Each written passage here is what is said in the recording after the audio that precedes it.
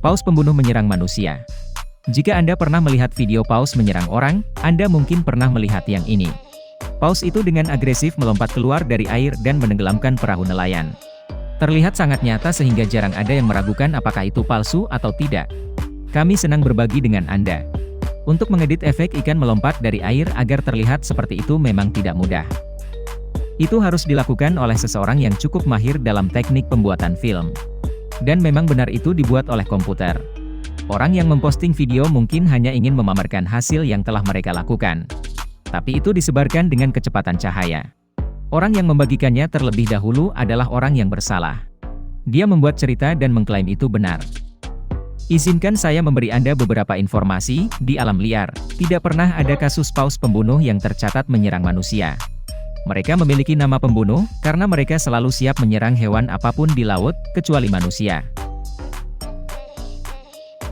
Marie Curie adalah fisikawan dan kimiawan Prancis keturunan Polandia. Setelah Akademi Ilmu Pengetahuan Prancis mencoreng namanya, untuk mencegahnya menerima hadiah Nobel kedua, Marie jatuh sakit karena depresi. Kemudian dia menerima surat dari teman dekatnya, Albert Einstein. Tidak jelas apa yang dia tulis, tetapi Marie kemudian sembuh dari penyakitnya. Dia keluar dari depresinya dan merayakannya dengan menerima hadiah Nobel keduanya. Setelah kematian Albert Einstein, pada tahun 1955, ahli patologi Thomas Harvey melakukan otopsi dan diam-diam menyembunyikan otak Einstein. Dia menyimpannya selama 20 tahun. Dan hari ini, otak si jenius dipajang di sebuah kotak kayu di Mutter Museum of Medical History, AS. Yesus adalah seorang Yahudi, lahir sekitar awal abad pertama dan meninggal antara tahun 30 dan 36 M.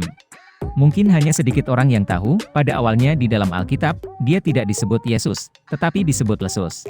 Karena dalam huruf Ibrani dan Yunani kuno, tidak ada bunyi J. Bunyi J hanya digunakan sekitar abad ke-17 dalam bahasa Inggris. Dan kamu mungkin belum tahu, di tabel periodik, satu-satunya huruf yang tidak muncul adalah J. Apa cara paling sederhana untuk membuktikan bumi tidak datar? Berdasarkan apa yang telah dibuktikan oleh para ilmuwan, kita semua memahami bahwa bumi itu bulat. Namun yang mengejutkan adalah hingga 5%, sekitar 16 juta orang Amerika masih percaya bahwa bumi itu datar, dalam sebuah survei tahun 2018. Apakah ada cara sederhana untuk membuktikan kepada mereka bahwa bumi tidak datar seperti piringan? Memiliki. Ajak mereka menyaksikan sunset di sore hari. Saat Anda melihat cakrawala, Anda akan melihat matahari bergerak ke bawah.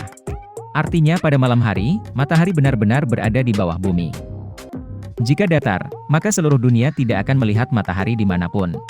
Dan nyatanya, hari Amerika adalah malam di Cina. Dengan demikian, bumi tentu tidak datar seperti piringan. Itu harus memiliki beberapa bentuk 3D. Dan kita tahu betul bahwa itu terbukti berbentuk bola. Berapa kali sehari yang baik untuk buang air kecil? Kita sering memperhatikan berapa kali sehari minum air untuk selamanya, tetapi sedikit orang yang memperhatikan berapa kali buang air kecil yang normal.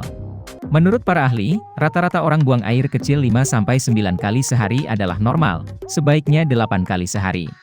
Namun, seberapa sering Anda buang air kecil bergantung pada cuaca, seberapa banyak air yang Anda minum, dan tingkat aktivitas fisik Anda.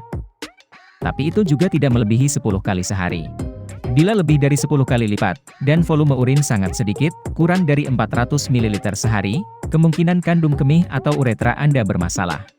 Sebaliknya, jika volume urin lebih dari 3 liter sehari, itu pertanda penyakit yang berhubungan dengan metabolisme, seperti diabetes atau diabetes insipidus. Mengapa burung pelatuk mematuk batang pohon tanpa sakit kepala? Konten ini telah dilaporkan oleh banyak saluran, tetapi ketika kami mendengarkannya, kami merasa agak panjang dan membingungkan. Jadi kami ingin menjelaskan kembali. Ada 3 alasan mengapa burung pelatuk mematuk kepala mereka di batang pohon tanpa rasa sakit. Pertama, paruhnya sangat tebal dan keras. Ini melengkung sedikit ke bawah untuk mengarahkan gaya pada jaringan bunga karang di belakang paruh atas. Kedua, di bawah tengkorak burung pelatuk terdapat bantalan yang terhubung ke tulang paruh, yang berfungsi sebagai peredam kejut, membantu otak menghindari getaran. Pada akhirnya, lidah mereka sangat panjang sehingga benar-benar membungkus tengkorak, membentuk tali yang menahannya dan mengurangi gaya yang diberikan pada otak. Menurut simulasi komputer, saat mereka mematuk batang pohon, hanya sekitar 0,3% gaya yang memengaruhi otak. jadi mereka tidak sakit kepala. Berkat studi tentang struktur kepala burung pelatuk, para ahli telah menciptakan model kotak hitam pada helikopter, yang memiliki efek menahan benturan yang kuat. Selain itu, mereka juga membuat helm militer, yang dapat menahan gaya yang jauh lebih baik daripada model lain yang pernah diproduksi.